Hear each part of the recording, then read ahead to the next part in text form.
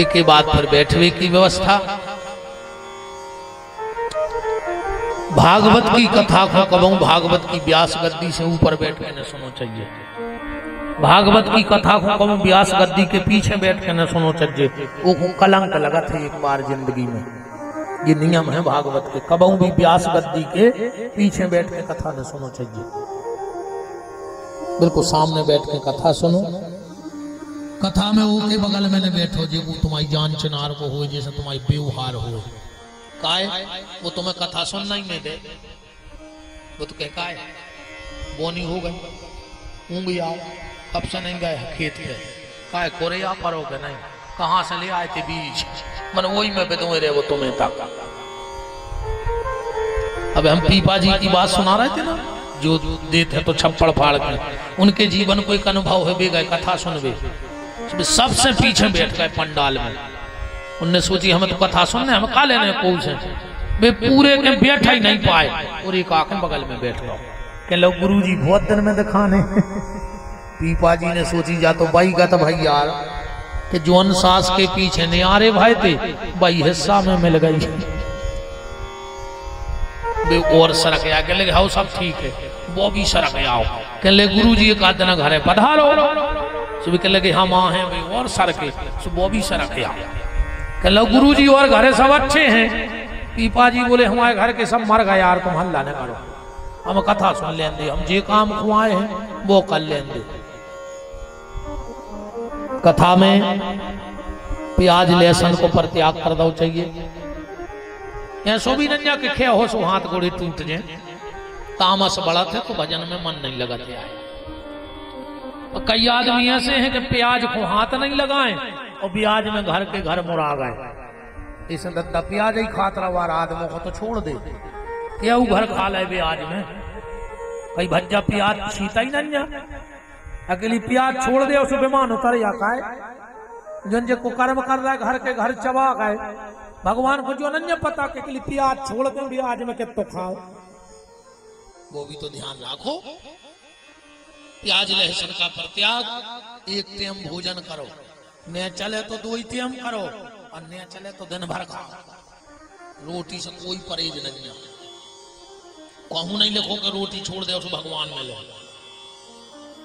अच्छा रोटी छोड़ दे भगवान मिल जाए, ये बुकारी में तो पत्ता ही पत्ता खा, उनको बेमान आओ चाहिए नहीं आओ चाहिए।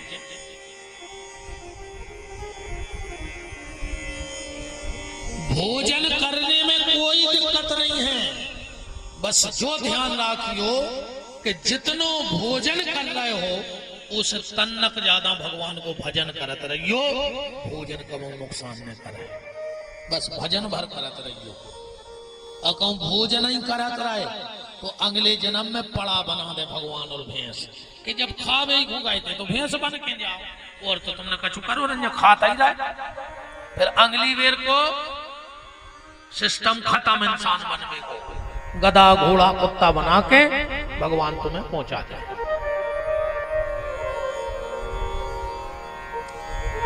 खूब भोजन करो, मनो भजन करत रहियो बस। अब सबसे बड़ो नियम सुन ले कथा का, ये तो तुम्हारे मान रहे सो अच्छी बात है। हम लोग जब कथा में आते हैं तो कपड़ा बदल के आते हैं, आते के नहीं आते। अब विशेषकर जी हमारी बहनें माताएं, पता लगे कथा को खर्चा एक तरफ है, धोतियों को खर्चा एक तरफ है, रोज नहीं चाहने साथ आई है ना। कहूं बगल वाली ने पूछो लाई के जिज्जी जा कहां से लाई, समझ ले कीमत चुक गई। हमें कोई दिक्कत नहीं है, कौन हमारा पैसा लग रहा हो, तुम्हारा तो खूब बदलो।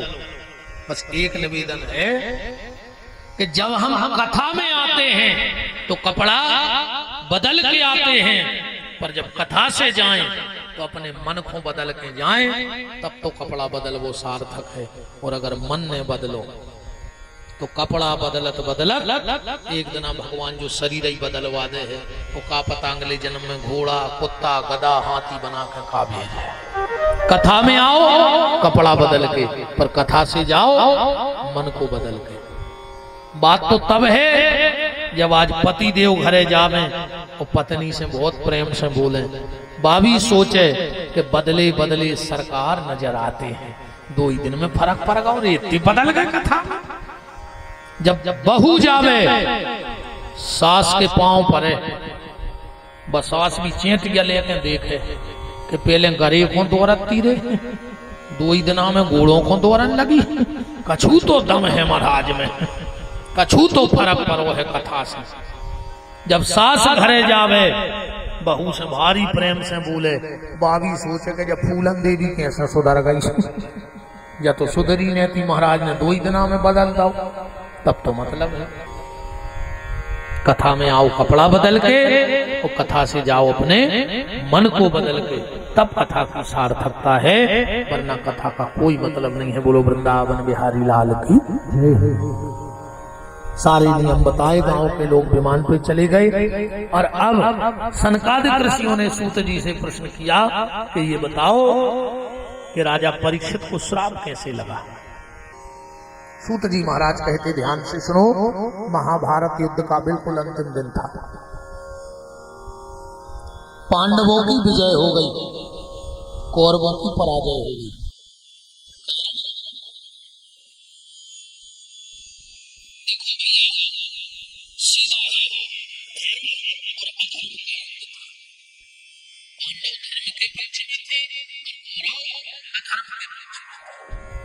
धर्म की पर हमेशा विजय होती है। युद्ध भाव ने तो रे भैया और फैसला होगा तो कौन को जीतने और कौन को हारने, पहले ही फैसला होगा तो जीत हार को, क्योंकि जीत पर हमेशा उसकी होती है जिसके बगल में शंख वाला खड़ा हो जाता है। संख्या कितनी है इससे कोई मायने नहीं है। कौरवों की तरफ संख्या बहुत थी, पर पांडवों की तरफ शंख वाला खड़ा था।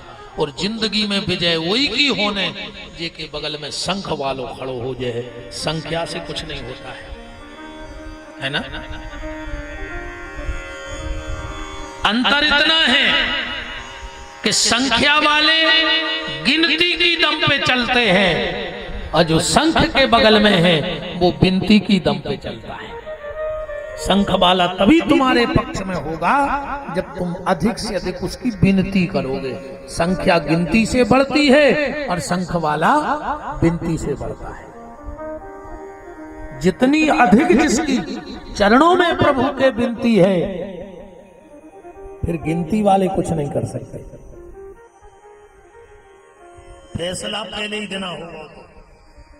का भाव कछु होगा दुर्योधन की तरफ और कछु होगा पांडव की तरफ, पर अब भगवान को की तरफ लेते।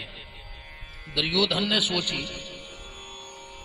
कि हम भगवान को अपनी तरफ मिला ला, सवेरे पहुंचो नहीं तो लेकर। भगवान सो रहे थे, पलक पे सीधे दुर्योधन गौ सो भगवान के सिराने बैठ गए। ने सोची हम पांव के काय को बैठे, हमका कछु हल्के पतरे आदमी है। अच्छा, जो अभिमानी व्यक्ति होते वो ओठ पे बैठने में भारी संकोच करा था। वो जा सोचे पार हम नीचे बैठ जाए, कोई सोचे, हाँ वो सोच के बैठा थे। वो घमंडी भर हुए, जबकि वो जा नहीं जाने कि हम कहूँ बैठ जाए। जे को चीना थे तो हम भी ही आए, अजय को नहीं चीना तो हम कहूँ बैठे रहे, कोई मतलब ही नहीं। आदमी को सम्मान कपड़ों से नहीं हुए रे भज्जा, कपड़ा से इज्जत नहीं मिला। और अगर कपड़ा बारे की इज्जत होती तो तुम्हारे तो हम के महीना में 2-3 जोड़ी नहीं ले आते। जो सागर में कपड़ा की दुकान के बाहर वो पुतरा नहीं धरी, वो पुतर में वो दिन में 3 बार कपड़ा बदला था। एक तो उनके पाँव पर ही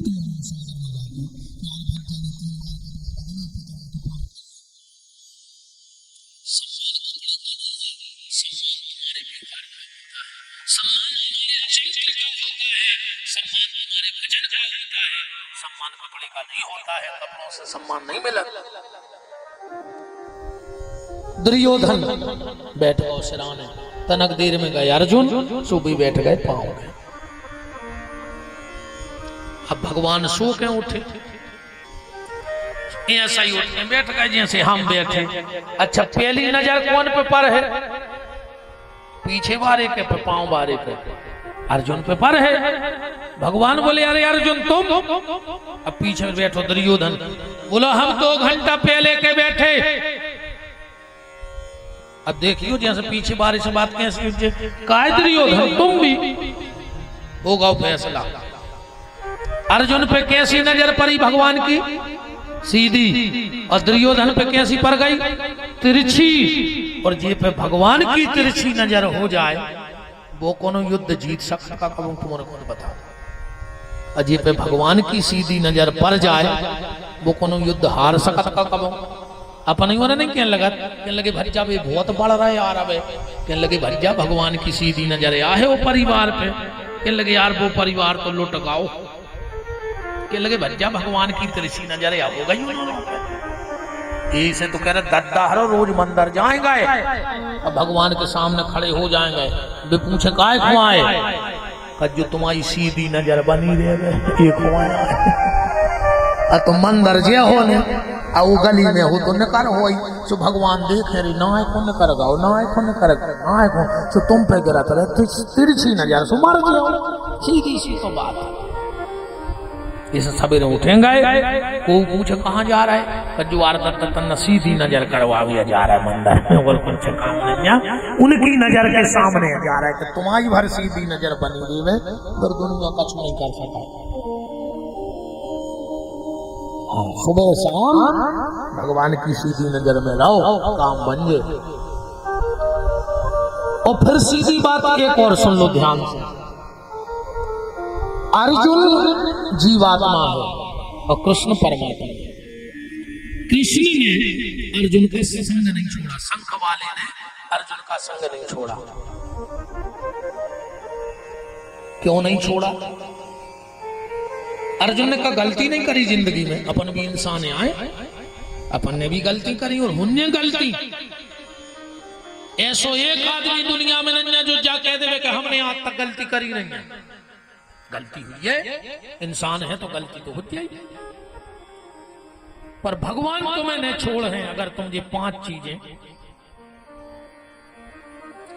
अपने घर में ले आकर रख ले, ये 5 चीजें अपने घरे रख ले, तुम कितना गलती करियो भगवान तुम्हारा संग नहीं छोड़ सकते। पर ये 5 चीजें ले आओ अपने घरे। अर्जुन ने 5 चीजें धर लाई, वो गलती करत रहो। अर्जुन से गलती देखो हम के ना दे रहे, कछु गलती करण को कछल से नहीं मारो। अर्जुन ने करण का रथ का पहिया जमीन में धसा, अर्जुन ने बाण चला दे, जबकि जो नीति नोई जो छले आए। भीष्म शिखंडी को अर्जुन के रथ पे बैठा के भीष्म मरवाए गए, जो कछल नोई। द्रोणाचार्य से झूठी बुलवाई गई, विदुषण ने कहा अश्वत्थामा मारा गया, तनक देर में कह दी हाथी। द्रोणाचार्य ने हथियार डाल दिया, अर्जुन ने मार कर फेंक दिया, जो का छल किया है, फिर भी भगवान ने नहीं छोड़ा। क्यों? क्योंकि अर्जुन ने 5 चीजें अपने घर में ले आकर रख ली थी। कौन सी 5 चीजें? सबसे पहले धर्म, धर्मराज युधिष्ठिर, अपने घर में धर्म राखो, भगवान तुम्हें कभी नहीं छोड़ा। दूसरो बल, बल माने अकेली लड़ाई को बल नहीं, विचारों को बल, चरित्र को बल, बात को बल, विचारों को बल, खान पान को बल। आज बहुत गड़बड़ हो रही भैया। जो काम शमशान में ने होने तो, मरघटा में ने होने तो, वो आज अपने मकानों में होने लगो, और जो काम मकान पे ने होने तो वो आजकल मंदिरों पे होने लगो। मरघटा में मुर्दा बारने की तो परमिशन है, पर मुर्दा काट के बनावे की परमिशन नहीं थी। तो है मुर्दा काट के बगार के खावे को काम तो शमशान में भी नहीं भाव चज्जे, आज अपने मकानों में होने लगो। जो काम हो रहा हो नहीं हो रहा, आज जो काम मकान में नहीं होने तो, ताश मकान में नहीं खेलने थी, आज आदमी मंदिरों के चौतरा पे ताश खेल रहा है। कभी भी मंदिर के परिसर में ताश नहीं खेलनी चाहिए, मंदिर के परिसर में बीड़ी नहीं पीनी चाहिए, मंदिर में बैठ के कबो राम धुन कीर्तन होए, एक बार उठ के खड़े होकर कह दो कि भैया अपन भगवान के मंदिर आए हैं, मंदिर में बीड़ी सिगरेट ने बट है, उनने को गेट के भीतर मंदिर में बीड़ी सिगरेट पी है, तुमने बीड़ी पी, जय सिया राम जय सिया राम, बीड़ी पी के दाव धुआं सो पूरो हनुमान जी के मुंह में घलो और राम जी के मुंह में घलो, तुम भजन कुआं गए होते। इसमें किसी को कोई बुरी बात नहीं लगनी चाहिए और इसमें निर्णय होना चाहिए। हम तो जिस गांव जाते उस गांव में ये बात कहते कि भैया 4 जने का नहीं कर सकते, जब भी मंदिर में भजन कीर्तन राम धुन हो गए, बैठक लगे, स्पष्ट मना कर दो कि भैया हमारे गांव का नियम है, तुम्हें बीड़ी पीने मंदिर के गेट के बाहर जाओ, बीड़ी पी के आओ, हमारे यहाँ मंदिर में बीड़ी नहीं बटती, सिगरेट नहीं बटती है, क्योंकि ये काम घरों के भी नहीं जो मंदिरों में होने लगे। अच्छो बनो चौतरा, भगवान बैठ पाए चाहे नहीं, 4 छिट्ठलुआ बैठ गए ताश की गड्डी लेके और ताश पे सरइयो चौतरा पे हो। इन चीजों पे रोक लगाओ। बस्ती क्या नहीं कर सकती, 4 लोग क्या नहीं कर सकते, सब अपने ही तो हाथ में है।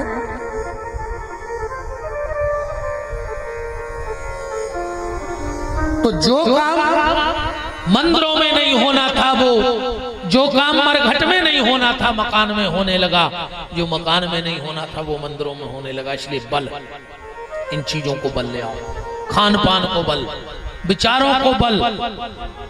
अपन में विचारों को बल नहीं है, ईमानदारी बताएं, हमें तुम्हारा क्या सोच रहे बैठे बैठे। अब तो भज्जा महाराज ने कही है कल से मंदिर जे है, चाहे कुछ हो जाए, यही सोच रहे। तन्ना गेट के बाहर तो जाओ, सब भूल जाओ, कैसे विचारों को बल नहीं है। विचार तो अपने भीतर उठाते हैं पर अपन ऊपर पक्के नहीं है, अपन भीतर से पक्के नहीं है। तो एक बार निर्णय कर लिया कि चाहे आंधी आए चाहे तूफान आए, पर मंदिर जाना मतलब जाना, सो कितने तो पक्के हो गए। अब भाई बाहर गए सो कच्चे हो गए, जो बल ले आओ भीतर, क्षमा, अपने घर में क्षमा ले आओ, क्षमा माने दुर्मुक्ति। जिनको परिवारों से बहुत प्रेम हुए, हमारी 2 बातें याद रखो जिंदगी में, तुम्हारा परिवार नहीं बिगड़ सकता। कौन?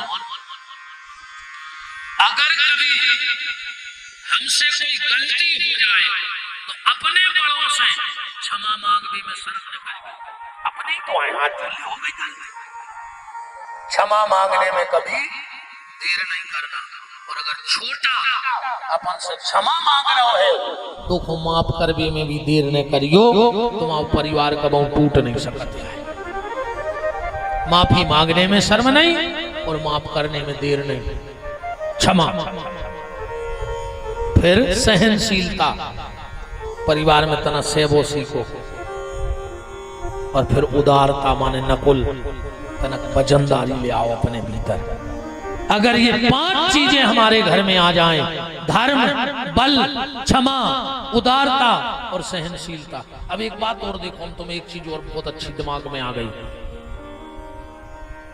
एक घर में और 2 ही चीजें हैं, रावण के भी 2 ही चीजें हैं। वो कहते भी धर्म है, धर्म माने विभीषण, बल माने कुंभकर्ण। वो अर्जुन के भी है बल और धर्म, भीम और दुष्टर, पर अंतर है। अर्जुन के घर में धर्म है बड़ो और बल है हल्को, भीम हल्को है। रावण के घर में बल है बड़ो कुंभकर्ण और धर्म है हल्को। जिसके घर में धर्म ज्यादा हो जाता है और बल छोटा रहता है, उस घर की रक्षा भगवान करते हैं। और जिसके घर में बल ज्यादा हो जाए और धर्म कम पड़ जाए, वो के घर में लोहरियां लग जाते, इस रावण की लंका बढ़ गई। इस ध्यान रखियो, भगवान तुम्हें जितनो बलवान बनाए उसे तन्नक ज्यादा धर्मवान बने रहियो। और अगर तुम धर्मवान ज्यादा बने रहे, अगर तुम्हारा को जरुआ भुजुआ तुम्हारे घर में आगी धरवे की कोशिश भी करे, दुर्योधन ने पांडव को लाक्षागृह में जलावो चाहो, पर भगवान ने कार कर ले गए। काश उनके घर धर्म बड़ो है, तो जिसके घर का धर्म बड़ा होता है उसके घर में कोई आग भी लगाता है तो भगवान बचाते हैं, और जिसके घर का धर्म छोटा पड़ जाता है उसके घर में आग लग जाती है पर कोई बचाने वाला नहीं होता। लंका को कोई बचाने वाला नहीं मिला। महाभारत का बिल्कुल अंतिम दिन था। भीम ने दुर्योधन की जंघा तोड़ दी, कुरुक्षेत्र में पड़ा है। भगवान पांडवों को लेकर चले गए विजय को उत्सव मनावे। यहां द्रोणाचार्य का बेटा अश्वत्थामा आ गया और बोलो दुर्योधन मरवे को बहुत तकलीफ हो रही। दुर्योधन बोलो नहीं, हमें मरवे को कोई कष्ट नहीं है। बोले फिर? बोले हमें तकलीफ तो जा है कि पांडव 5 भज्जा हते सो 5 ही जिंदा, हम 100 हते 99 मर गए, हम मर भी बारी हैं। उनमें से अगर एक ही मर जा तो हम सुख से मर जाते। देखो दुष्ट पूरी जिंदगी दुष्टता करी और मर रहा उसे विचार भेज ले आ रहा। तो उनको पेड़ में से मतलब है। एक गांव में एक आदमी था तो वो कोई लेता ही काम, हम तो गांव भर में विवाद करवा, एक ये से लड़वा, एक ये से दो, भारी मजा आवे।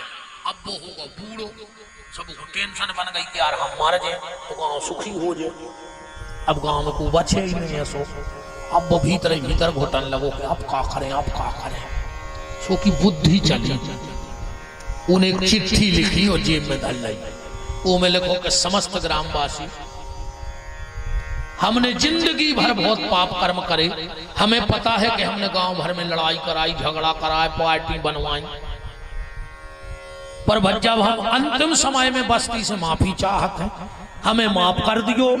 और गांव भर ने अगर हमें माफ कर दो हो तो हमारी अंतिम इच्छा पूरी कर दियो, जब हमारी आत्मा को सुख मिले। का बोले हमें मरघटा ले जाओ बाहर में, तो अर्थी पे न ले जो, हमारे 2 ही गोले बांध के रस्सी से खचूरत मरघटा नो ले जो। अरे वो मर गाओ। अब को हतो ने गांव भर के जुड़े, चिट्ठियां पड़ी, सब बोले कि यार कैसे हतो मनो अपने गांव को हतो मर गाओ, तो की अंतिम इच्छा पूरी करो चच्चे। सोन मंगाई रस्सी, ओके गोले बांधे, खचूरत ले जा रहे थे, जो पुलिस आ गई दे। पुलिस ने सोची के गांव भर ने खचूर के मारा रो, सो पूरे गांव के 20 साल पेशी करत रहे। वो जिगत में भी पेरत रहो और मरो सो पूरे गांव को बेदो के चलो। तो यहाँ से कछु रहता ही है खाल, उनको भारी मजा आता है काम। वे सुख से नहीं रहना चाहे बस्ती। ऐसा ही जो दुर्योधन यहाँ है खाल के जीवन भर पेरो और मरण लगो, सो फिर उन्हें जो नाटक करो। अश्वत्थामा बोला कि दुर्योधन तुम एक पांडव की बात कर रहे, हमें अगर कौरवों को सेनापति बना देते, हम 5 ही पांडव के सिर ले आते। दुर्योधन ने कहा कुछ नहीं बिगड़ो, को मरवे के पहले एक ही की गर्दन काट ले आए तो हम मरवे के बाद भी तुम्हारे ऋणी रहे हैं। रही बात सेनापति की, दुर्योधन ने अपने खून से तिलक लगा दो, जाओ आखिरी सेनापति तुम। पर जाको राखे साइया मार सके ना कोई, बाल न बाको कर सके जो जग बेरी हो। पांडव तो चले गए उत्सव मनावे, पांडव के बिस्तरा खाली पड़े थे, पांडवों के बच्चा सो गए उन बिस्तरों में। अश्वत्थामा गया और उसने सोते हुए बच्चों की गर्दन काटी और थाल में सजा के रात ही में लेकर कुरुक्षेत्र पहुंचो। अंधेरा था। दुर्योधन तुमने एक पांडव की गर्दन मांगी थी, मैं 5 की ले आया। बड़ा खुश हुआ दुर्योधन और उन्हें अंधेरे में 5 ही मुंडी उठाई, पट पट पट पट पट पट पट पट पट 5 ही छोड़ दी। बोले अश्वत्थामा तुमसे गलती हो गई। बोले काहे? धोखे में तुम कौन और की मुंह काट ले आज पांडव की नोई कासे अंधेरो तो दिखा तो रहो, नहीं तो कछु। अश्वत्थामा बोले तुम अंधेरे में कैसे समझ गए कि ये पांडव के सिर नोई? बोले अगर ये पांडव के सिर हैं तो मैं एक भीम को सिर भाव चल जाए। अब भीम का सिर इतना कमजोर नहीं था कि दुर्योधन भूरे कुमड़ा घाई फोड़ देवे। अरे जब युद्ध में हम भीम के सिर में मुसट्टा मारते तो चिंगारी फटती, उजेला करो। उतई जल्दी कछू कचड़ा बीन बान के आग लगाई। और जब दुर्योधन ने अपने पांडवों के सिर ने देख के बच्चों के सिर देखे तो पापी को असूगा आ गए। अरे नीच, अधम, पापी, निर्लज्ज, ये तूने क्या किया? मैंने तुझसे पांडवों के शीश मांगे